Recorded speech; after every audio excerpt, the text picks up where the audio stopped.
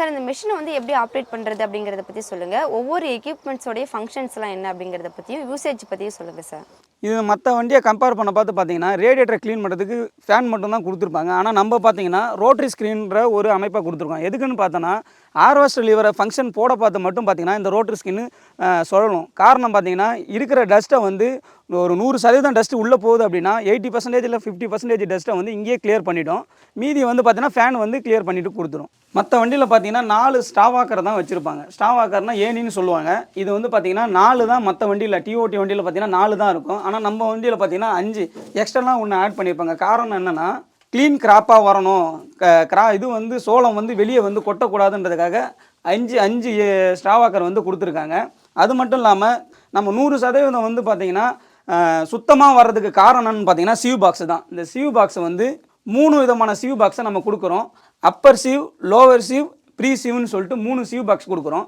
இந்த 3 சிவ் பாக்ஸுமே பார்த்தீங்கன்னா அட்ஜஸ்டபிள், நம்ம மேனுவலாக அட்ஜஸ்ட்மெண்ட் பண்ணுறது தான்.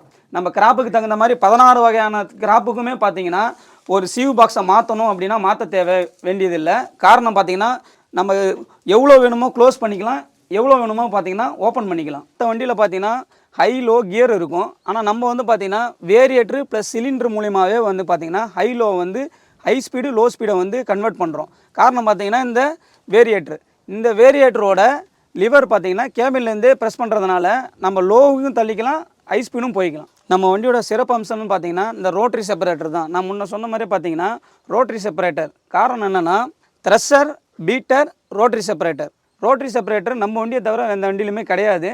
காரணம் பார்த்திங்கன்னா 80% கிராப்பை வந்து பார்த்திங்கன்னா த்ரெஷர் ஹார்வெஸ்ட் பண்ணிவிடும். மீதி 20% கிராப்பை வந்து பார்த்திங்கன்னா இந்த ரோட்டரி செப்பரேட்டர் வந்து க்ளீன் கிராப்பாக நம்மளுக்கு கொடுக்கும். ஏசி கேபின், நான் ஏசி கேபின் 2 இருக்குது. நம்ம உட்காந்துருக்கும் பார்த்தா ஏசி கேபின் எதுக்காக பார்த்தீங்கன்னா டிரைவர் கம்ஃபர்டபுளாக ஃபீல் பண்ணுறதுக்காக.